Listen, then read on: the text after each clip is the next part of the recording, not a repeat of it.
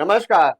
NSC 9 news के आज के पॉडकास्ट में आपका खुले दिल से मैं दिव्य गौड़ आपका अपना स्वागत करता हूं।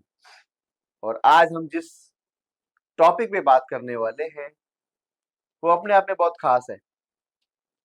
वो खास इसलिए भी है क्योंकि वो आप लोगों से ही जुड़ा हुआ है।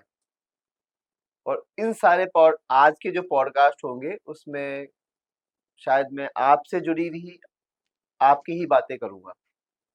जिन चीजों या जिन सवालों का जवाब ढूंढने के लिए आप दिन भर सोशल मीडिया पे, किताबों में या किसी ना किसी डॉक्टर के पास में जाते हैं, वो या उन बातों का इलाज या उन बातों का समाधान या उन समस्याओं का सॉल्यूशन आपको आज हमारे स्टूडियो में मिलने वाला है।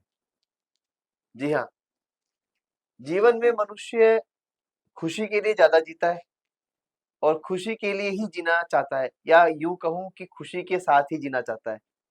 लेकिन आज के भागते दौड़ती ज़िंदगी में कहीं न कहीं वो खुशी एक व्यक्ति के पास में नहीं है। और शायद इसीलिए वो व्यक्ति उस खुशी की दौड़ में या खुशी को पाने के लिए पता नहीं कितने जतन करता है, कितने प्रयत्न करता है, कहाँ-कहाँ जाता है, क्या-क्या सोचता है कि ऐसा करने से ऐसा हो जाए, वैसा करने से ऐसा हो जाए, लेकिन हो नहीं पा रहा। मैं कुछ कर क्यों नहीं पा रहा? मेरे साथ में ऐसा क्यों हो रहा है?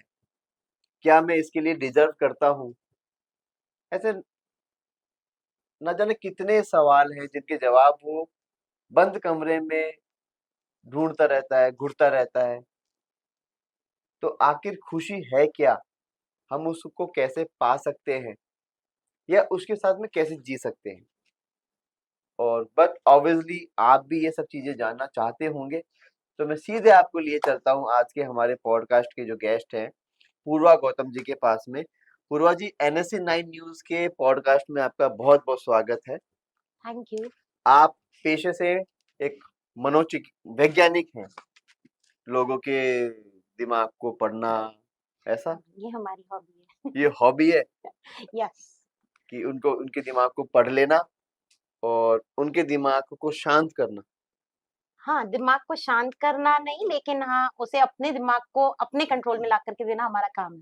कि देख बच्चा, अब हाँ। तू वही करेगा जो मैं चाहूँगी। नहीं, वो हम नहीं चाहेंगे एक्चुअली। जो इंसान चाहेगा वो कर पाए, उसको हम एबल बनाने के लिए काम करते हैं, क्योंकि ये हमारा रिमोट किसी मज़ाक और की के बात पास ना थी। रहे, हमारे पास रहे। पूर्वा जी, हमारे जो पॉडकास्ट है उसकी जो ऑडियंस है, वो हमारी ऑडियंस वैसे भी अपने आप में बहुत ख़ास होती है, बस अच्छे लोग हमारे साथ में जुड़े हुए हैं। पूर्वा जी, बेसिकली खुशी क्या है जीवन में? What is happiness? Actually happiness वही है जो कि आपको इनर सोल को पीसफुल और जॉयफुल फील करवाए। सबसे इम्पोर्टेंट बात यही है, क्योंकि हम हमारी खुशी ढूंढते हैं फोन में, मोबाइल में, फ्रेंडशिप में, मम्मी में, पापा में, लेकिन एक्चुअली खुशी हमारे अंदर है। जो मृग इधर उधर घूम रहा है ना अपनी मृग मणि को ढूंढने के लिए, वैसे हम भी सभी जगह घूम रहे हैं, लेकिन हमारी खुशी सिर्फ हमारे पास है, और वो हम तभी रियलाइज कर पाएंगे जब हम सेल्फ असेसमेंट करेंगे। लेकिन आजकल के भाग दौड़ भरे जीवन में मुझे ऐसा लगता है कि बहुत सारे लोग हैं जो कि सारी खुशियाँ यानी कि सुख-सुविधाएँ सब प्राप्त कर लेते हैं, लेकिन खुशियाँ इसलिए प्राप्त नहीं कर पाते क्योंकि सेल्फ इवैल्यूएशन करते ही नहीं है। हम ये क्या होता हमेशा है? सेल्फ वैल्यूएशन क्या होता है? सेल्फ इवैल्यूएशन मतलब हम अपने आप को कभी असेस ही नहीं करते हैं। हम हमेशा दूसरों की नज़र से अपने आप को देखते हैं कि वो मुझे कह रहा है कि मैं मोटी हूँ। हाँ, मैं मोटी हूँ, मैं तो अच्छी भी नहीं दिखती हूँ। तो मैंने अपना असेसमेंट दूसरे के हिसाब से कर लिया, तो मुझे वो नहीं करना। मुझे ये देखना है, अगर मैं मोटी होकर के भी खुद को कॉन्फिडेंट फील कर रही हूँ, तो वो मेरे लिए खुशी है। मेरे लिए ये खुशी नहीं है कि मैं दूसरे के कहने पर अपने आप को भद्दा फील कर रही हूँ या अब्यूज़ फील कर रही हूँ। तो हमें खुशी ढूँढने के लिए सबसे पहले सेल्फ एनालिसिस करना है, और कंपटीशन भी खुद के साथ ही करना है कि कल तक मैं यहाँ थी, आज मैं कहाँ हूँ, और नेक्स्ट 5 इयर्स में मैं कहाँ पहुँचूँगी। I have not competent with any other, कि मेरे लिए कोई कॉम्पिटेंट पर्सन नहीं है, मैं सेल्फ हूँ। क्योंकि मुझे मेरी बायसनेस तोड़नी है, मेरे लिए एक ही लाइफ है, मैं पूरा जीवन सिर्फ मेरे लिए जीने आई हूँ। मेरा ये कॉन्सेप्ट जब सबके पास पहुंचेगा तो लोगों को लगेगा हम स्वार्थी हो गए। नहीं, जब तक हम अपने लिए नहीं जिएंगे ना, तब तक हम दूसरों के लिए जीना भी नहीं सोच पाएंगे। इसीलिए सबसे पहले अगर आपको खुशी चाहिए तो अपने आप को एनालिसिस करना स्टार्ट करें, अपने लिए सेल्फ टारगेट रखें, लोगों की परवाह ना करें, क्योंकि कुछ तो लोग कहेंगे, लोगों का काम है कहना। ओके। पूर्वा जी, मैंने एक कोट सुना था कि आई हेard फ्रॉम समवन स्पिरिचुअल गुरु कि हर आदमी जो इस पृथ्वी पे या इस जगत में जन्म ले रहा है, वो अपने आप में यूनिक होता है, बिल्कुल। चाहे उसकी यूनिटी या यूनिकनेस कुछ भी हो। मैंने एक बहुत अच्छे आध्यात्मिक गुरु है, उनके मुंह से ये सुना है मैंने। और तो वो यही कहते हैं कि आप किसी के पीछे मत पड़ो, किसी के कहने के साथ में जो आपने कुछ तो लोग कहेंगे, लोगों का काम है कहना। इसी के साथ में एक चीज और भी है कि दुनिया का सबसे बड़ा रोग क्या क्या कहेंगे कहेंगे लोग, लोग। बिल्कुल। तो बेसिकली क्या है कि एक आजकल की जो दुनिया की हम बात करें, चाहे वो गरीब से लेकर अमीर की बात हो, सक्सेसफुल से लेकर अनसक्सेसफुल व्यक्ति तक की बात हो, नौकरी पेशा से लेकर बिजनेसमैन तक की बात हो, व्यक्ति क्या कर रहा है कि दिखावा कर रहा है। बिल्कुल। उस दिखावे से वो कहीं ना कहीं परेशान भी है। तो कहीं न कहीं मुझे लगता है, व्यक्ति हालाँकि मैं साइकोलॉजी का स्टूडेंट नहीं रहा या मैंने कभी पढ़ा नहीं, लेकिन मुझे अच्छी लगती है और मैंने इसको कभी वो एकदम ऊपरी तौर पे पढ़ा भी है।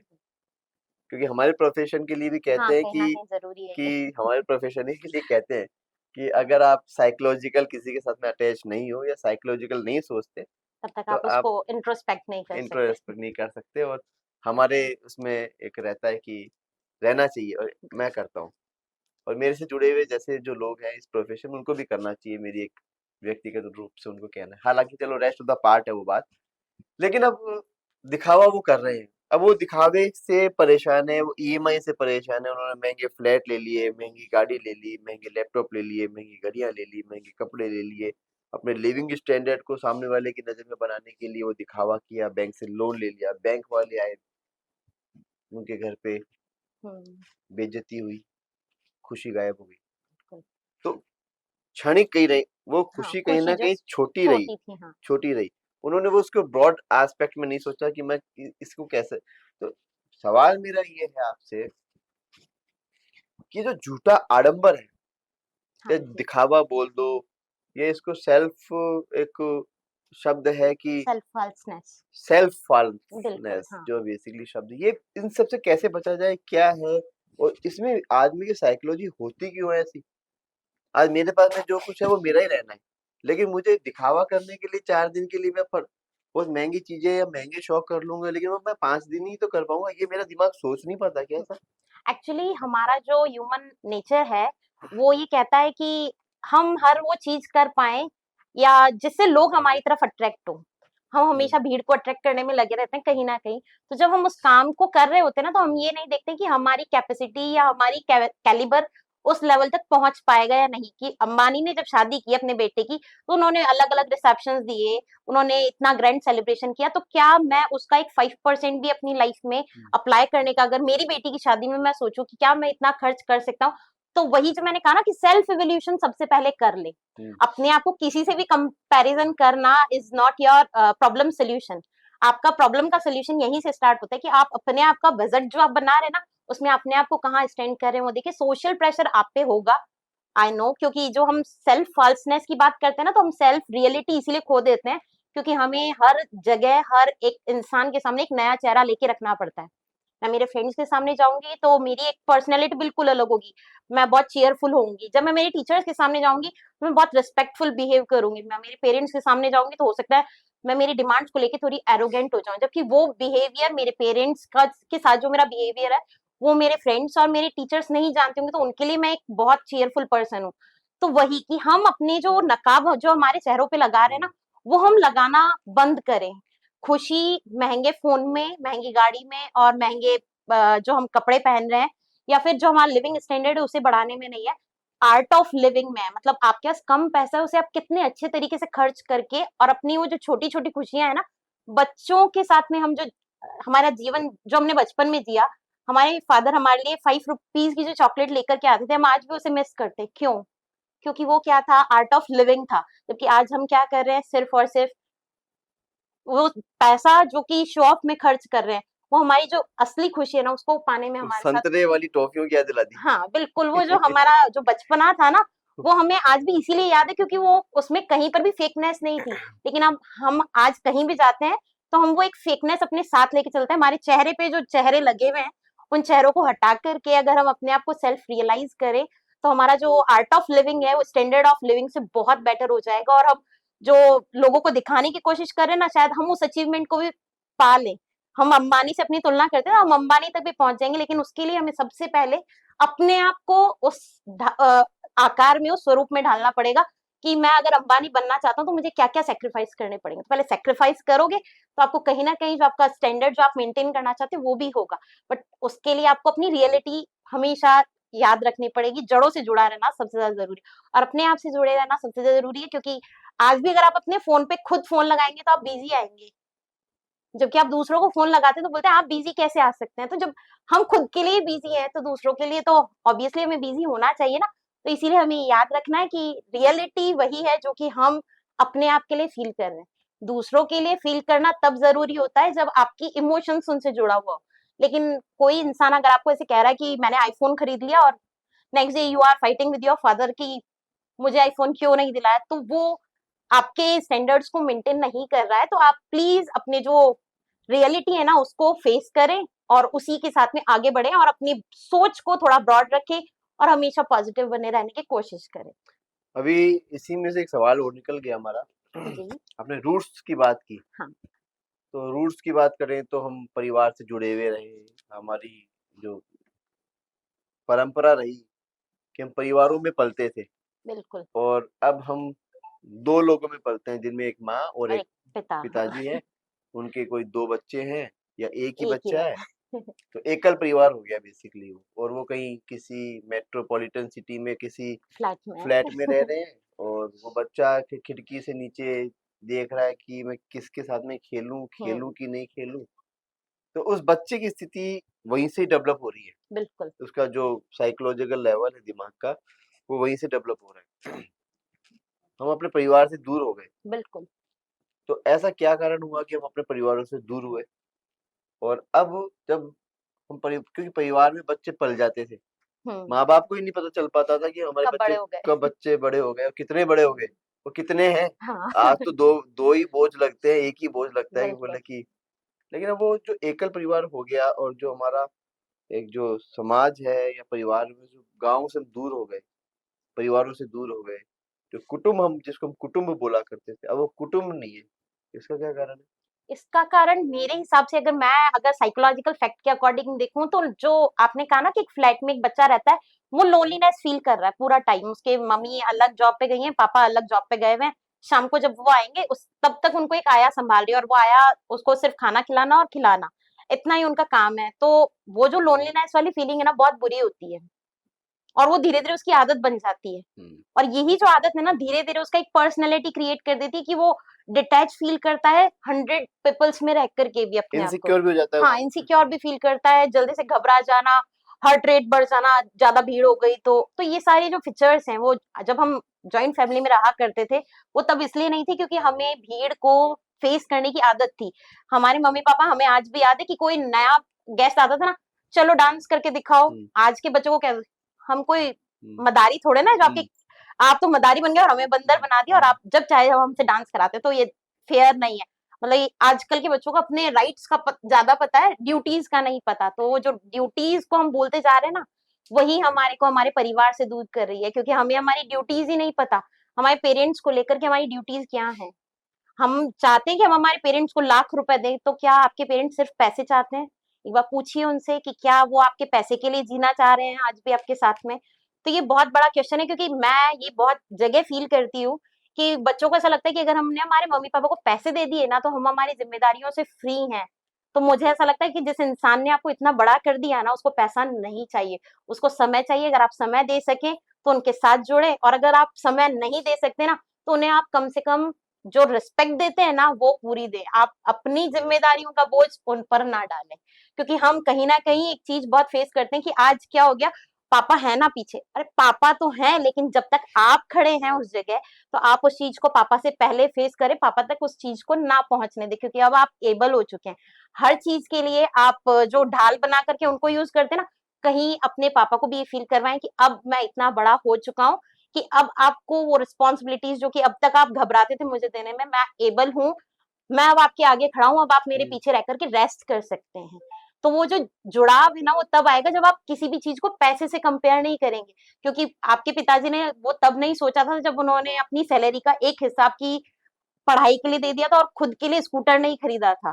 तो अगर वो चाहते कि पैसा सबसे बड़ी चीज़ है, तो पहले स्कूटर खरीदते वो। तो आप ये देखें कि वो इंसान जो आपके लिए इतनी चीज़ें सैक्रिफाइस कर चुका है, उसे उस आपका पैसा नहीं चाहिए। तो पैसे को साइड में रखें और उनके साथ जो सिम्पैथी और जो इमोशन वाला बॉन्ड है ना, वो पहले बनाएँ। आप उनसे डेली वीडियो कॉल नहीं कर सकते, लेकिन जब उन्हें ज़रूरत हो तब आप उनके साथ खड़े हों, वो ज़रूरी है। वीडियो कॉल करके केवल ये अपडेट लेना कि आप क्या कर रहे हैं, आपने क्या खाया is not a, good sons character. लेकिन अगर उनको जरूरत है कि आज मैं इस सोसाइटी में जिस जगह हम्म, खड़ा हूँ, वहाँ एक प्रेशर फील कर रहा हूँ कि मेरे पास जो है वो इनफ नहीं है, पापा I am here, you have to be comfortable to tell your father कि इतना बोलना ही उनके लिए बहुत हाँ, बड़ी बात है बहुत कि बड़ी बात हमें है कि मेरे बेटे ने मुझे इतनी बड़ी बात कह दी। तो जब आप इस लायक हो जाएंगे ना, तो इमोशनल कनेक्शन हमेशा बना रहेगा। और मुझे जहां तक लगता है, आपके पेरेंट्स जो है ना, आपके बच्चों से आपसे भी ज्यादा प्यार करते हैं, और वो उन्हें वो चीज दे सकते हैं जो कि शायद कोई किताब नहीं सिखा सकती। तो हमें बच्चों को ईक्यू सिखाने के लिए, हमारे पेरेंटल जो हमारे ग्राउंड से वहां तक जोड़ने के लिए, वो इमोशनल जो बैलेंस है वो आगे तक कैरी ऑन करना पड़ेगा।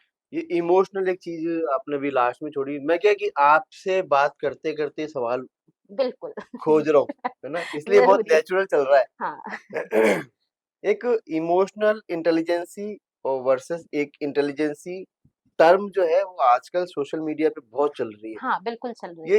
ये क्या इंटेलिजेंसी का मतलब तो हम बहुत अलग तरीके से मानते हैं हाँ। कि इंटेलिजेंस तो बेसिकली हाँ, कुछ मतलब वो सीक्रेट सुपर वाली चीज है। सीक्रेट कोई कॉप वॉप ऐसे। हाँ, तो अब इसमें भी ये जो इमोशनल में भी इंटेलिजेंसी चलती है क्या? बिल्कुल। देखिए, इंटेलिजेंसी और इमोशनल इंटेलिजेंसी दोनों जो कॉन्सेप्ट हैं पैरेलल चलते हैं। इंटेलिजेंट एक्चुअली ये शब्द हमने आज के मतलब 20-30 साल पहले तो सुने ही नहीं थे। ये एक्चुअली कहाँ जो से पैदा हो गया शब्द ही? ये जो शब्द है ना, वो हमारी डिक्शनरी में पहले भी थे, लेकिन इनको हम अलग तरीके से बोला करते थे कि इसमें मानवता नहीं है, हाँ, अब इसमें भावनाएं नहीं है, क्योंकि हाँ, अब भावनाएं खत्म हो गई, तो हाँ, इसलिए ये इमोशनल फूल है। हाँ, तो वो इमोशनल इंटेलिजेंस उसमें नहीं है। तो हुँ, ये कॉन्सेप्ट हम लोग नया ले आए हैं, वो हर अच्छा। चीज को हाइप करने के लिए। वो कि हमारी कुछ मॉडर्न। नया हाँ, लेके आते हैं वो मार्केट में, बिल्कुल। ट्रेंडिंग क्या है, नया क्या है, हाँ। कुछ लेके आते हैं बढ़िया-सा, अच्छा ठीक वो है। एक नया वर्ड तो चाहिए। शब्द भी तो भारी हाँ। लग रहा है ना? तो हाँ, इंटेलिजेंस और इमोशनल इंटेलिजेंस से जो पैरेलल चलने वाली दो चीजें हैं। इंटेलिजेंट पर्सन का मीनिंग ये है कि वो अपनी रीजनिंग, कैलकुलेशंस, लॉजिक्स, इन सब में बहुत स्ट्रांग है। लेकिन इमोशनल इंटेलिजेंस में मीन्स वो लोगों को किस तरीके से डील कर रहा है। हुँ, जैसे कि एक आईएएस बन गया एक इंसान, तो मीन्स इंटेलिजेंट तो है, हुँ, उसने बहुत सारे क्वेश्चन पेपर फाइट किए होंगे, बहुत हुँ, सारे कॉन्सेप्ट लर्न किए होंगे। हुँ। लेकिन जिस समय बात आती है कि वो फील्ड में उतरा और उसने ये देखा कि बहुत सारी भीड़ है और अचानक से वो लोग पुलिस पे अटैक करने के लिए आ रहे हैं, तो वो उस समय कैसे डील करेगा, वो उसकी इमोशनल इंटेलिजेंस। इमोशनल इंटेलिजेंस लोगों के साथ कनेक्शन बनते वक्त दिखती है, और वो तब आप लोग उसे फील नहीं, कर नहीं, पाते हैं। इसको थोड़ा-सा बहुत साधारण शब्दों में समझाओ ये, हाँ, साधारण शब्दों में मैं अगर हम समझा कहें नहीं।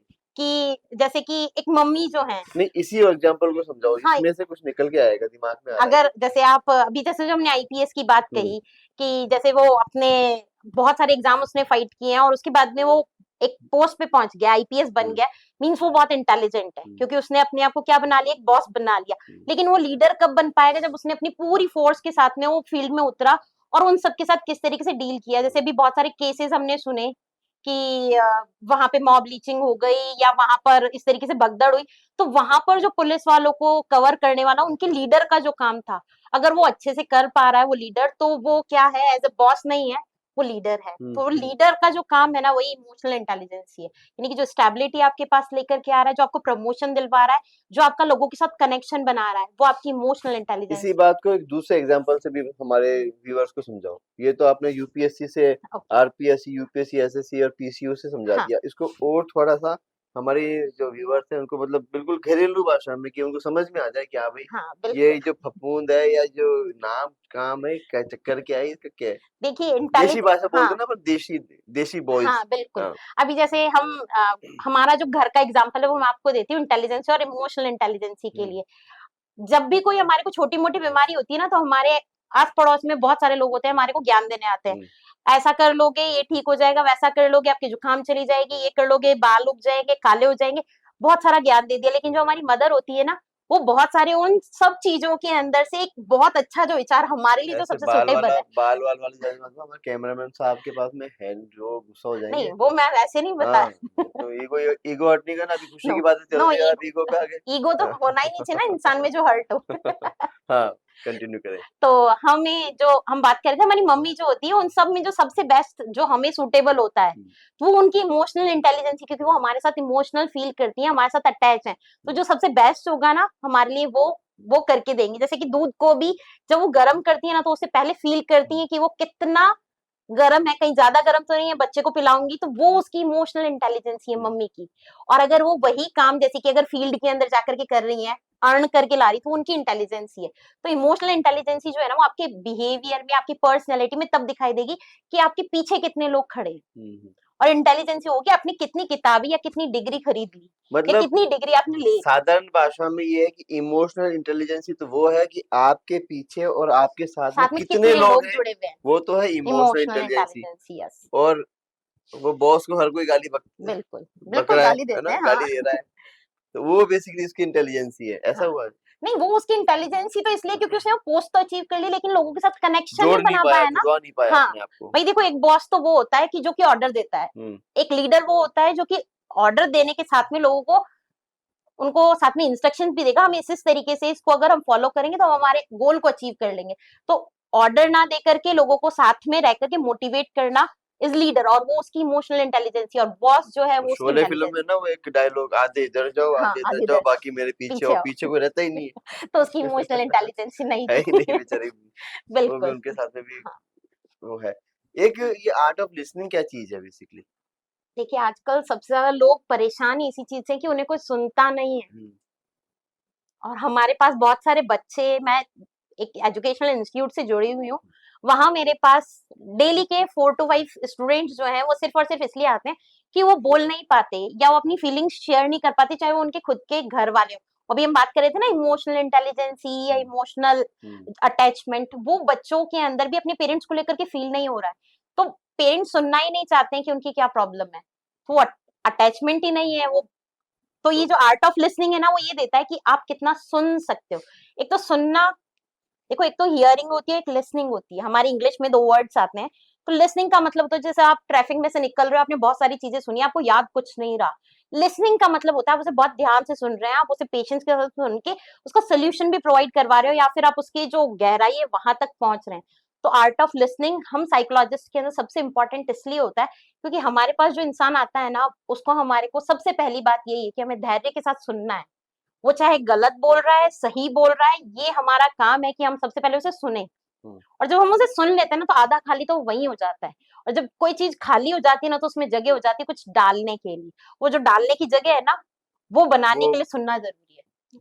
मतलब साधारण भाषा में बोलते हैं उबार है, हाँ, वो वो उबार निकाल, निकाल दे। हाँ, बिल्कुल। मेरी एक बहन है, वो मतलब फॉरेन में है, तो वो बेसिकली बचपन में जब होते थे तो बहुत हमसे बड़ी है, और उसने बहुत अच्छा एक मुकाम हासिल किया WHO में आजकल।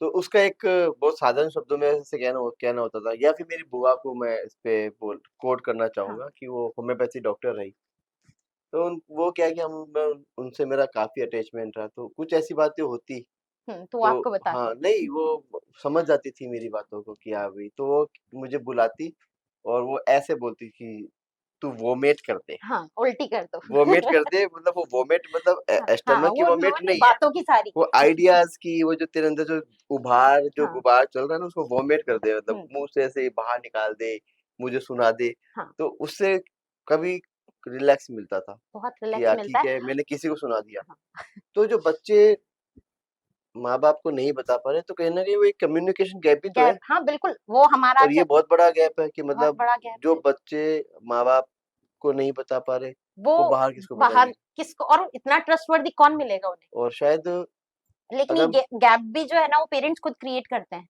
और थोड़ा सा अगर इसको थोड़ा जर्नलिस्टिक वे में ले जाऊं, तो कहीं ना कहीं यही क्राइम बिल्कुल, रेशियो बढ़ाता है, ये क्राइम रेशियो क्योंकि भी वो बढ़ा रहा है, बच्चा जिसमें हमारे जो जो एक डाइवोर्स केसेस बढ़ रहे हैं। डाइवोर्स हाँ, है, ये सब इसी की वजह से हो रहा है। क्राइम है, वो बच्चा क्या कर रहा है कि वो किसी को बता नहीं पा रहा, अब उसको कोई एक आदमी ऐसे मिल जाता है जो फिर उसकी उसको सुन रहा गलत है, लाइन पे ले जाएगा। बोला कि अब उसके लिए वो रोल मॉडल हो गया, हाँ, है ना? वो उसको सब कुछ मानने लग गया।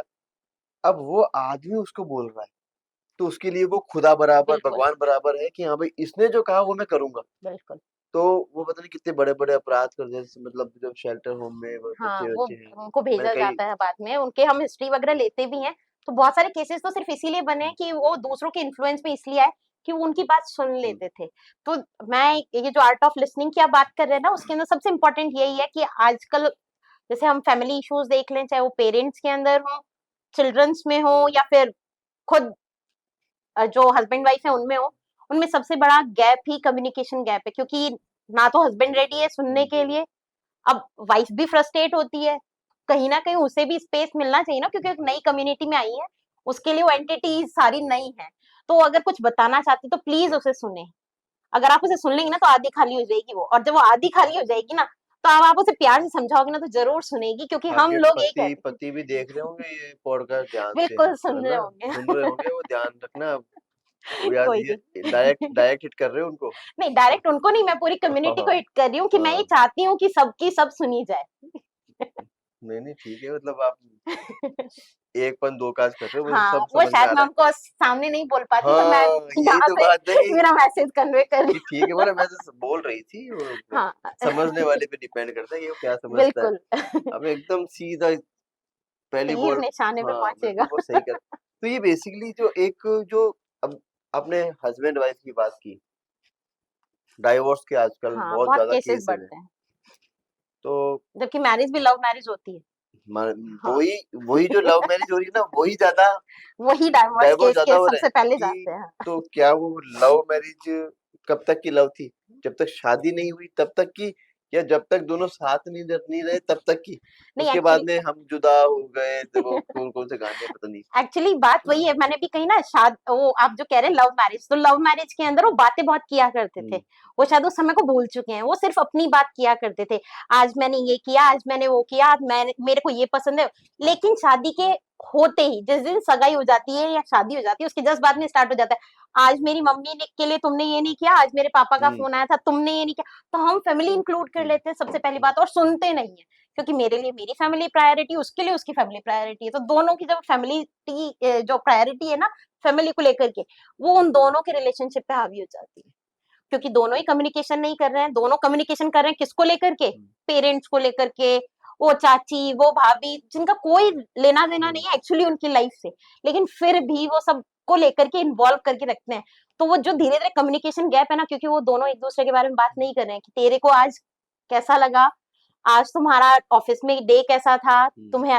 ज्यादा बुरा तो नहीं लगा अगर तुम्हें किसी ने कुछ हम वो नहीं पूछ रहे मम्मी के लिए खाना बनाया था क्या वो तो यार मेरा तो मैं कोई यहाँ पे खाना बनाने आई हूँ तो उसको भी हुँ, गुस्सा आएगा तो वही है ना कि हम हमारे फैमिली प्रेशर को बहुत इंक्लूड कर लेते हैं अपनी रिलेशनशिप में और वही रिलेशनशिप को तोड़ने के लिए सबसे बड़ा इशू हो जाता है और जब डाइवोर्स केस फाइल होने जाता है ना और जब उन्हें लास्ट में रियलाइज होता है कि ये सब जो क्वेश्चंस जिनकी वजह से हम लड़ रहे थे ना वो कहीं थे ही नहीं हमारे साथ भी नहीं खड़े थे वो लोग भी नहीं होते। वो पीछे भी नहीं खड़े थे जब हम हुँ, केस लड़ने गए हम अकेले ही थे हम हुँ, दोनों ही साइन करने वाले थे हम दोनों ही रोने वाले थे तो हम दोनों ने जिनके लिए सारे दिन लड़ाई की वो तो कहीं थे ही नहीं तो हमारा इमोशनल जो अभी हमने बात की ना इमोशनल इंटेलिजेंस इंटेलिजेंस वो तो हमारे साथ में थी ही नहीं कहीं हुँ, तो हमें वो बिल्डअप करने के लिए क्या करना पड़ेगा उस इंसान को सुनना पड़ेगा और समझना भी सुन पड़ेगा। लो और देखो समझो ना समझो आधी बातें तो सुनने से खत्म हो जाती क्योंकि एक इंसान ने बोल दिया ना तो उसको लगता है हाँ इसने सुन लिया ना हाँ, तो मतलब ये जरूर कुछ करेगा चाहे नहीं करे एक मेंटेलिटी बन जाती है फीमेल्स की स्पेशली होती है कि वो सुन ले मुझे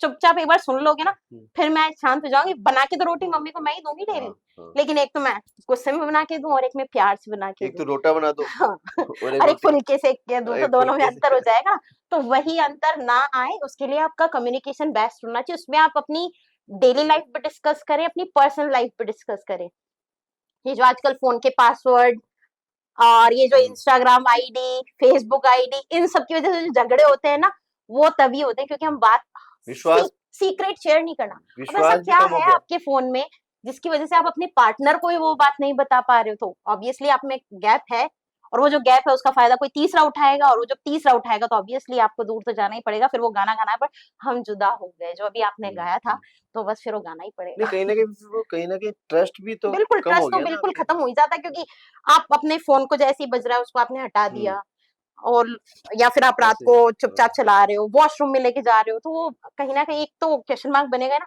कि सारा दिन चल एक क्या तो रहा है? मुझे लगता है ये सोशल मीडिया के ज़माने में सबसे बड़ी बीमारी ये फ़ोन है, बीमारी बिल्कुल, ये आधी फ़ोन बीमारी है, तो यही है। इसीलिए हमारे को सोशल जो हम एक बात करते हैं ना, तो एवरी संडे एक ऐसा डे होना चाहिए जिस दिन आप नो फ़ोन डे मनाएँ नो अपने फ़ोन डे। परिवार में। ये बहुत अच्छी बात है अगर वो आप लोग इसे चाहिए, ये होना अगर चाहिए। इसे अपना सकते हैं या अपनाने की थोड़ी-सी भी प्रैक्टिस करें, तो ये आपके लिए बहुत अच्छी चीज़ हो सकती है कि वीक में कुछ घंटे या कुछ मिनट या कुछ समय अगर आप अपने फ़ोन से दूर रह के देखिए। हालाँकि आप रह नहीं पाएँगे क्योंकि ये आपकी रोज़मर्रा की लाइफ़ में इतना यूज़ इन्वॉल्व हो चुका इतना है। इन्वॉल्व हो लेकिन गया। जैसे एक लेडी करवा चौथ का व्रत रखती है ना, पूरा टाइम वो हमेशा कुछ ना कुछ खाती रहती है, लेकिन अपने पति की लंबी उम्र के लिए जब वो एक दिन पूरा दिन भूखा-प्यासा रह सकती है, तो क्या आप एक दिन हफ्ते में फ़ोन को दूर नहीं रख सकते? खाना तो खूब खा ही रहे हैं ना, परिवार के साथ टाइम स्पेंड करो, हम इमोशनल इंटेलिजेंस ही बढ़ाते हैं। उस दिन हम जाकर के कुछ सोशल वेलफेयर का वर्क करके आए, हम अनाथ आश्रम में बच्चों के पास गए, तो हमारे पास एक नया आइडिया आएगा लोगों के साथ जुड़ने का, और सोशली जो हम लोग भूल चुके हैं, वो जड़ों से जुड़ने की जो बात कर रहे हैं, हम वहाँ पर भी पहुँच पाएँगे। और बहुत ज़्यादा प्रोडक्टिव कुछ नहीं आता कुछ है। नहीं जो आता, वो बस रील्स हैं या वही जो चल रहा है। फ़ेसबुक, इंस्टाग्राम जो भी और हम चीज़ उन लोगों को देख रहे थे जिन्हें हम जानते ही नहीं हैं, जानते ही नहीं है और वो सास-बहू के ड्रामे, वो और फिर वो सीरियल वही दिमाग में। और वही दिमाग में आ रहा है, अच्छा वो उसने ऐसा कर दिया, मैं ऐसे कर दूँगी, ऐसे और वो आधे से ज़्यादा अगर आदमी के पास में आइडिया नहीं हो नहीं हो ना, तो तो आ वो वहाँ जाते हैं, से आ जाए क्या बिल्कुल। भई अच्छा ये तो पता ही नहीं था, ये हाँ, तो चाहे कभी वो नहीं किया। मम्मी ने उसी इंटेंशन से नहीं किया था, लेकिन मैंने वीडियो में देखा था, तो उसी वैसे इंटेंशन ही से होगा, वैसा ही अब किया इन इसका लोग मैं ने। ऐसे कर देती हूँ। हाँ, दूसरी चीज़ क्या है, ये सब चीज़ें सब साथ में आपकी पैरेलली चल रही होती हैं लाइफ़ में। बिल्कुल। तो पहला एक मो लाइफ़ का एक जर्नी में दौर तो वो आता है, जब आदमी के पास में कहने के लिए बहुत कुछ होता है और सुनने के लिए कोई आदमी नहीं होता। नहीं होता, वो मतलब भरा जो हुआ है अंदर भरा से। हुआ अंदर से है और वो सोचता है कि मेरी बात मैं ये बात किसको कहूँ, जो किसी को नहीं कहे। हाँ, वो हम एक ऐसा हमेशा एक आदमी इंसान की तलाश एक में आदमी रहते को हैं। ढूँढता है कि यार मन में इतना भाव है, भरा हुआ है, भारी मन है, मैं किसको कहूँ? क्योंकि वो ये भी सोचता है कि मैं जिसको कहूँगा वो मेरा मज़ाक मज़ाक बनाएगा, उड़ा लेगा या मेरे सीक्रेट लीक हो जाएँगे। तो एक तो ये बहुत बड़ा दौर आता है दौर हमारी चल लाइफ रहा है, में। हाँ, पूरा दौर चल रहा है कि आदमी के पास में कहने और सुनने के लिए, सुनाने के लिए कोई नहीं। आदमी नहीं है, समय हाँ, नहीं है। दूसरा क्या है कि एक दूसरा सवाल मेरा ये भी है कि एक इंसान अपने आप में कब सही होता है, कब गलत होता है, कब वो उसका वही एक्शन तो अच्छा है, वही एक एक्शन उसका गलत हो गया क्योंकि किसी एक पक्ष के लिए वो राइट है, किसी पक्ष के लिए वो रॉन्ग है। बिल्कुल। तो एक आदमी अपने आप को राइट और रॉन्ग के बीच का जो जजमेंटल एक थिन लाइन बोलता हूँ मैं उसको, बहुत पतली बहुत पतली होती है थिन लाइन होती है कि कब मैं कि सही हूँ और कब गलत हूँ। उसके बहा उस लाइन के आगे तो वो पार्ट है, उस लाइन के पीछे ये वाला पार्ट। उसको कैसे जस्टिफाई करे आदमी? देखिए, हम पहली बात तो यहाँ पर जस्टिफाई करने के लिए पैदा ही नहीं हुए हैं। अच्छा, पहली बात तो ये, क्योंकि आप एक अच्छा तो इंडिविजुअल हैं। इसको ऐसे समझ हाँ। लेते हैं कि एक इंसान अपने आप में सही कब होता है और और गलत गलत कब कब होता है, क्योंकि ये तो डिसाइड तो लोग कर रहे हैं ना, हम तो कर ही नहीं रहे हैं। मैंने तो एक्शन कर दिया, हाँ, अब तो आप बताएँगे ना कि मैं गलत हूँ तो या मैंने सही। तो मेरे लिए अच्छा ही किया ना। हाँ, आपने तो कर दिया ना, तो वही हाँ, तो मैं कह रही हूँ, हम यहाँ जस्टिफाई करने नहीं आए। पहली बात तो अगर हम आज की यूथ को लेकर के अगर ये बात कर रहे हैं तो। और अगर फिर भी हम ये बात करना चाहते हैं कि सही और गलत की परख कैसे की जाए, तो ये मैंने अभी आपको जो फर्स्ट हम लोगों ने स्टेटमेंट बात की थी ना, उसके अंदर हमने बात की थी सेल्फ इंट्रोस्पेक्शन। तो वही सेल्फ इंट्रोस्पेक्शन आपको ये बता सकता है कि आप लाइन क्रॉस कर चुके हैं या लाइन के अंदर हैं। जब हम क्रिकेट देख रहे होते हैं तो एक थर्ड एम्पायर नाम की चीज़ हुँ, आती है। भई 6 हुआ या 4 पे टच हो गया, यानी कि बॉल टप्पा खाई थी कि नहीं खाई थी देखने के लिए थर्ड एम्पायर बैठा हुआ होता है। तो जो थर्ड एम्पायर की स्क्रीन पे आ रहा है ना, वही आपका सेल्फ नहीं तो इंट्रोस्पेक्शन है। हम तो थर्ड एम्पायर को या फर्स्ट एम्पायर भी हमारे लिए तो भगवान ही होता है। नहीं, हमारे लिए तो भगवान, देखो भगवान तो हम यही बोलते हैं वो ऊपर वाला सब देख रहा है। भगवान तो हमारे अंदर ही है। हुँ, भगवान मतलब मैं ही थर्ड एम्पायर हूँ मेरे लिए। हुँ। मैं ही बता सकती हूँ ना मैंने जो नहीं ऐसा एक्शन। तो आता है जीवन में कि वो जो आदमी एक्शन कर लेता है उसको ये हाँ, तो अंदर से पता होता है कि मैंने मैंने ये गलत सही किया किया है है कि गलत हाँ, किया है। तो वही तो मैं कह रही लेकिन वो हूँ। बता नहीं पाते बता नहीं दूसरों को, पाता, क्या क्योंकि सही होता एक्सेप्ट है? करते ही तो प्रॉब्लम क्रिएट हो जाएगी ना, फिर तो लोगों के पास सच में पॉइंट होगा कि वो कि इसने आपको, तो खुद ही एक्सेप्ट कर हाँ, लिया कि इसने गलत ये किया है। चोर है, इसने हाँ, मान लिया, है हाँ, ना? तो वही, तो वो हम एक जो अभी उससे पहले उसके बाद में हमने एक बात की थी, फेक जो हमारा फॉल्स जो हमारा एक्शन है या हाँ, फॉल्स जो फेस है, हुँ, तो फिर हम वो क्रिएट कर लेते हैं उससे अपने आप को बचाने के लिए। इसे हमारे साइकोलॉजी के अंदर प्रोजेक्शन मेथड कहते हैं कि हमने दूसरों पे डाल दिया कि इसकी वजह से मैंने दूध नहीं फाड़ा, हुँ, दूध कैसे फटा? हुँ, नींबू का एक बीज डलने से, जबकि वो नींबू की शिकंजी तो मैं ही बना रही हाँ, थी ना, तो वो मैंने मेरे पे नहीं लिया, वो गलती किसकी, उस बीज की, कि उछल के क्यों गया? हुँ।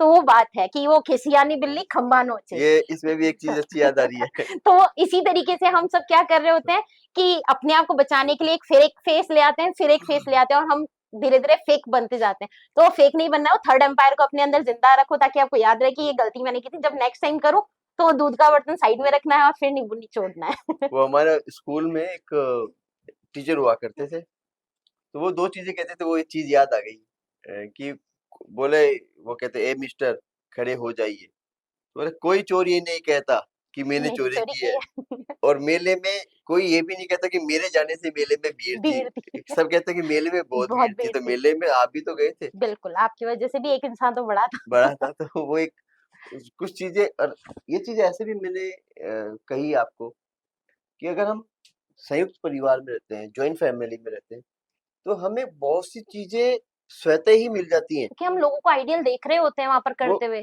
ताऊ जी, चाचा जी, बहुत सारे बुआ लोग हैं, जी, हाँ। मौसी जी और फूफा जी, बुआ फूफा की पॉलिटिक्स जी, और वो हाँ, वो आजकल उन सबको विलेन बनाया है हुआ ना, है वो वो, विलन बनाए, बिल्कुल। वो बुआ जी तो हर घर के, बुआ फूफा तो हर घर के विलन विलेन है, हाँ, है ना, वो बिल्कुल। सोशल मीडिया पे एक ननद विलन, ननद सासू विलन जी है। विलन तो है। वो कहीं न कहीं वो पूरे परिवार के सामंजस्य को बताते थे बिल्कुल, कि वो एक कि साथ घर में कैसे रह रहे हैं। बहन-बेटी आ गई तो कैसे रहना है, घर में बहू-बेटी आ गई तो कैसे रहना है, घर में जवाई-भाई आ गए तो कैसे रहना है, और इनके साथ में आपको उसी लिमिटेड संसाधनों में मैनेज मैनेज करना है करना है, और बिल्कुल। उनको तकलीफ नहीं होने देनी है। यहाँ पे आज 4 बीएचके है, 5 बीएचके रूम है तो भी कम पड़ रहे हैं। कोई जगह ही नहीं मेरे है, रूम कोई रहने मेरे वाला भी नहीं है मेरे कोई। बेड पे क्यों सो गया? वो 2 दिन के लिए गेस्ट आया है, हाँ, मेहमान आया है, जो कि एडजस्टमेंट आपके नहीं है। परिवार का एडजस्टमेंट नहीं कर रहे। नहीं, ये ना यहाँ इसको तो वहाँ सुलाओ। तो कई सी चीज़ें हर तरीके से बदल गई, और जॉइंट फैमिली में जब हम रहते थे, तो ये क चीज़ें कहीं न कहीं चाहे फ़ोर्सफुली चाहे अनफ़ोर्सफुली, ये कहीं न कहीं उनको डाँट के भी बता देते, तुमको ये काम करना है। तो उनकी हिम्मत नहीं होती थी कि किसको कहें? हेड ऑफ़ अथॉरिटी ने कह दिया कि काम करना है। करना है तो मीन्स करना दादी है। जी ने कह दिया काम करना है, ताऊ जी ने कह दिया, बड़े पापा ने कह दिया, ताई जी ने कह दिया, दादाजी ने कह दिया, ये काम ऐसे होगा। तो वहाँ पे पापा और मम्मी की तो बिसात ही नहीं। तो आजकल ये नहीं रहा ना, पेरेंट्स अपने आप जो है बच्चों को बहुत ज़्यादा फैसिलिटेट करते हैं। हुँ, मेरे बच्चों को पर्सनल स्पेस चाहिए तो उनका रूम अलग होगा। दादी आप इस समय बात नहीं करेंगे, हुँ। आपका फ़ोन यूज़ नहीं होना चाहिए, टीवी कम आवाज़ में चलेगा, तो सारे रिस्ट्रिक्शंस तो आपने बड़े लोगों के लिए लगा दिए, बच्चों के लिए तो कोई रिस्ट्रिक्शंस है ही नहीं। वो जब चाहें तब खेलने जा सकते हैं, वो जब ये चाहें। इसी चीज़ से एक चीज़ और याद आ गई हो, आजकल एक चीज़ और चल रही है, बच्चों वो सेल्फ प्राइवेसी, हाँ, ये सेल्फ सेल्फ प्राइवेसी। अब ये सेल्फ प्राइवेसी क्या चीज़ है? क्या सेल्फ प्राइवेसी यही है कि आप अपने आप को दुनिया से डिटैच कर लो हुँ, बस। आपकी जो भी बातें वो आप तक ही रहेंगी, हुँ। बाकी किसी को नहीं पता होनी चाहिए कि आपने आज चैप्टर 1 पढ़ा है कि चैप्टर 2 पढ़े नहीं, हैं, वो नहीं, किसी को नहीं ये वाली बताना। बात नहीं, वो बातें तो दूसरी है नहीं, कोई। वो एक्चुअली जो हाँ, हम पेरेंट्स तो यही चाहते हैं ना, पेरेंट्स तो स्टडी को लेकर के हुँ। प्राइवेसी चाहते हैं। अब बच्चे किसी और मोटिव में उस चीज़ को लेकर के वो चले उसको जाते हैं। उन्होंने तो एक बड़ा हाँ, हथियार बना रखा है कि कि मेरा सेल्फ प्राइवेट फ़ोन हाँ। मेरे पास ही रहेगा, इसको कोई और चेक नहीं करेगा। मैं मेरे फ्रेंड्स जो हैं वो केवल मैंने मम्मी को 2 नंबर दे रखे हैं, उसके अलावा मैं किसी और के नंबर नहीं हुँ, दूँगी। चाहे मेरे 100 फ्रेंड्स हो, तो वो अपनी प्राइवेसी उन्होंने अलग तरीके से डिफाइन कर ली। जबकि प्राइवेसी पेरेंट्स जो चाहते थे, स्टडी को लेकर के हुँ। चाहते थे। वो जो मोटिव था वो बिल्कुल अलग हो गया, और आज वो सेल्फ प्राइवेसी जो है ना, वो सेल्फ एस्टीम बन गई, और सेल्फ एस्टीम से आजकल फिर जो आजकल तो शादी से पहले ही अलग हो जाते हैं। मतलब पढ़ने के लिए बाहर चले गए ना तो वो वापस आना नहीं चाहते, हुँ, क्योंकि फिर उनकी प्राइवेसी डिस्टर्ब होती है, क्योंकि हुँ। उनके पास बहुत सारे ऐसे काम हैं या कांड हैं जो वो बता नहीं सकते किसी को। सही बात। इसीलिए। तो एक जो अकेलापन है, खुशी है, इनके बीच में किस तरीके से इस अकेलापन को दूर किया जा सके? और खुशी को किस तरीके से महसूस की जा सके, पाई कैसे जा सके? देखिए, खुशी जो है बहुत छोटा-सा वर्ड है।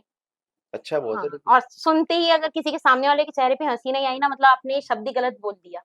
तो खुशी जो है आप सबसे पहले तो अगर फाइंड आउट करना चाहते हैं ना, तो आप बच्चे को देखें, वो अपने आप में ही खुश है। उसने एक खिलौने को तोड़ा तो भी खुश है, वो जुड़ गया तो भी खुश है। तो वो उसकी खुशी जो है ना, वो एक चीज को लेकर के नहीं है, वो अपने एनवायरनमेंट को लेकर के खुश है कि उसके मम्मी पापा उसको वहां दिखाई दे रहे हैं, वहां दादा दादी बैठे हैं, तो वो हर चीज को लेकर के खुश है। तो आप किसी एक चीज को अपनी खुशी का रीजन ना बनाएं, सबसे पहली बात। और आपने कहा कि लोनलीनेस, लोनलीनेस भी आपको खुशी देती है, लेकिन वो तब तक जब तक वो आपको एक डिप्रेशन वाले लेवल तक ना ले जाए। लोनलीनेस में आप खुश बहुत रहते हैं, लेकिन आप डिप्रेशन, मतलब मैंने अभी बताई ना कि इमोशनल पीछे कोई है ही नहीं, तो मैं कितनी देर खुश रह सकती हूँ, मैं अकेले कितनी देर अपने आप को खुश रख पाऊंगी। तो उस चीज से बाहर निकलने के लिए आपको लोगों के अंदर भी, और आपका जो कनेक्शन है वो जितना ज्यादा बिल्डअप कर पाएंगे ना, उतना ही आप हर लेवल पे खुश रह पाएंगे, चाहे वो फिजिकली हो, चाहे मेंटली हो, चाहे इकोनॉमिकली हो। पैसा कम होते हुए भी खुश रहना बहुत बड़ा आर्ट ऑफ लिविंग है। कि वो हम लोग बचपन में एक भजन सुना करते हैं, वाह वाह रे मौज फकीरा दी। तो हम लोगों ने वो सुना है कि वो कभी तो खाए, जो शीरा मिल रहा है तो कभी तो उसकी मौज ले रहा है, और कभी नहीं, बस चना खा करके भी सो गया, तो उसमें भी खुशी है। तो वो जो खुशी है ना, आप उसको फील करें कि आज क्या हो गया, कोई नहीं, आज चने खा करके देखते हैं ना कैसा फील होता है। जरूरी थोड़ी ना डेली पिज्जा खाने से ही खुशी मिले। तो आप उस लेवल को क्रॉस कर लेंगे ना, तो आप खुशी को हर चीज में देख पाएंगे। कि मीन्स यहाँ आप पूरे के पूरे स्टूडियो के अंदर आपको खुशी नजर आएगी, आपको स्माइल फील होगी। वो तब होगी जब आपके अंदर से खुशी बाहर आएगी। आप किसी चीज, अभी हर चीज आपको इरिटेट भी कर रही होगी, लेकिन आप उस चीज को इग्नोर करके अगर खुश हैं, तो वही खुशी है। एक प्रोफेशनल सेटिस्फेक्शन भी एक टर्म चलती है। प्रोफेशनल सेटिस्फेक्शन जो है वो थोड़ा सा हमारे को, जो हमारा पर्सनल लाइफ है उसे प्रोफेशनली ले जाता है। हम नहीं, हमेशा वो ग्रो वहाँ पे भी सेटिस्फाई नहीं है। वो प्राइवेसी उन्होंने तो खुद ने चुना, खुद हाँ, काम कर रहे हैं, लेकिन बोले यार मजा नहीं आ रहा। हर चीज में ग्रोथ चाहिए होती है, और वो भी इंस्टेंट चाहिए होती है, क्योंकि आजकल इंस्टेंट मैगी का जमाना आ गया है। तो ऑर्डर किया, पिज्जा आ गया, ऑर्डर किया, गाड़ी वाला आ गया, ऑर्डर किया, ड्रेस आ गई। तो इंस्टेंट, आजकल तो फ्लिपकार्ट भी 5 मिनट में हर चीज पहुंचा देता है। तो वो हर चीज जब इंस्टेंट मिल रही है ना, तो उन्हें ऐसा लगता है कि मैंने आज काम कर लिया ना, तो आज के काम को इंट्रोस्पेक्ट करके मेरा बॉस मुझे कल एक नई पोस्ट दे दे, या फिर मेरी सैलरी में इतना परसेंट इंक्रीमेंट कर दे। अब वो तो होता नहीं, क्योंकि पॉसिबल है नहीं, क्योंकि हमारे इकोनॉमिकल सोर्सेज जिस कंट्री से हम बिलोंग करते हैं बहुत लिमिटेड हैं। हमें उसी सोर्स के साथ में काम करना है ना, तो हमें अपने आप को प्रोफेशनली स्टेबल, या फिर एनहांसमेंट के लिए हमें ये देखना होता है कि आज हमारा जो बॉस है उसने हमारी कितनी तारीफ की, वही हमारे लिए क्या है, प्रोफेशनल स्टेबिलिटी है। लेकिन हम लोग क्या सोचते हैं, पैसा, पावर, ये दोनों नहीं मिल रहे तो फिर किस काम का काम है। क्या मतलब है कि मैं 2 लोगों को ऑर्डर नहीं दे पा रहा, 2 लोग मुझे ही ऑर्डर देकर के जा रहे हैं, तो ये किस, मैंने इतनी डिग्री ली किसके लिए है। तो वो सेटिस्फेक्शन तब तक नहीं आएगा जब तक आप ये नहीं सोचेंगे कि मुझे प्रेज भी तो मिली थी। तो प्रेज को आप एज ए, आपकी इमोशनल जो मनी है ना उसमें काउंट करेंगे, तो आपका बैलेंस इमोशनली बढ़ता जाएगा, और आपका हो सकता है धीरे धीरे अकाउंट बैलेंस भी बढ़ता जाए, क्योंकि आप फिर पैसा कम खर्च करेंगे, क्योंकि आप खुश हैं तो आप मूवी देखने नहीं जाएंगे, क्योंकि आप खुश हैं तो आज आप अपनी बीवी के साथ टाइम स्पेंड करेंगे।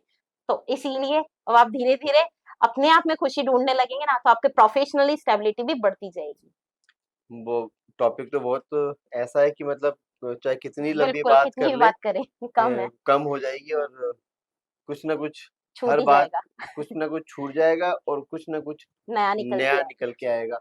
बिल्कुल, तो ऐसा कुछ एक नया कुछ लेकर अगले पॉडकास्ट में हम अपने दर्शकों के लिए लेकर आएंगे, बिल्कुल, कि जिससे उनको कुछ और ज़्यादा सीखने कॉन्क्रीट को, फ़ायदा मिले, और हाँ, कुछ चीज़ें ऐसी हो जो उनको नॉलेजफुल भी न लगे और उसे अप्लाई भी कर पाए, क्योंकि थ्योरेटिकली हर चीज एप्लीकेबल हो जरूरी नहीं है। तो हम उसे प्रैक्टिकली अप्लाई करके अगर हमारी लाइफ में देख पाएंगे, तो जरूर उसका कहीं ना कहीं डेफ़िनेटली सेकंड जो हम हाँ, पॉडकास्ट ऐसा इस पे बनाएँगे, तो उसमें हम कुछ ऐसा इम्प्लीकेशंस पे बात करेंगे, इम्प्लीकेशंस बिल्कुल। करेंगे, कुछ ऐसा नया प्रोडक्टिव लेके हम्म, आएँगे, जो इससे अलग होगा, और वो उनके लिए वो बहुत ज़्यादा अच्छा होगा और ख़ास होगा। बिल्कुल, तो आज आज के जो पॉडकास्ट में जो बातचीत हुई, आपने सुनी, देखी, और मैं आशा यही करता हूँ कि आप उसको समझें भी, क्योंकि जीवन जीना ही काफ़ी नहीं है, उसको समझना भी बहुत ज़्यादा काफ़ी है। मतलब आप सोचो कि हम क्यों आए हैं इस जीवन में, हमें क्यों जीवन मिला है, और हम क्या कर रहे हो, क्या हम कर रहे हैं, और जो हम कर रहे हैं, वो मतलब किस तरीके से हमारे लिए अच्छा है, सोसाइटी के लिए बेहतर है, या जिन माँ-बाप ने आपको पैदा किया, उन माँ-बाप के लिए अच्छा है, या जो आपकी लाइफ पार्टनर है उनके लिए अच्छा है, क्या वो बच्चे हैं उनके लिए अच्छा है। तो जीवन में खुश रहिए और खुश के साथ में आप उन खुशियों को खुद अंदर ही ढूंढोगे तो आपके अंदर ही है। इस तरीके से आप अपने अंदर की जो खुशियां हैं उनको वापस रीजनरेट करो। बिल्कुल, तो वो आपके आसपास ही जीना सीखो। वो आसपास ही सराउंडिंग ही है। मैं तो ये कहूंगा कि बिल्कुल, सराउंडिंग ही है। सराउंडिंग। बस आप उसको इन्हांस करोगे, उसको जैसे कलेक्टिव करोगे तो आपको कहीं ना कहीं मिल जाएगी। फिलहाल के लिए आज के पॉडकास्ट में इतना ही। मुझे दीजिए इजाजत। अगले पॉडकास्ट में कुछ नए सब्जेक्ट, कुछ नए टॉपिक के साथ में आपके साथ में जरूर हाजिर होऊंगा। नमस्कार। नमस्कार।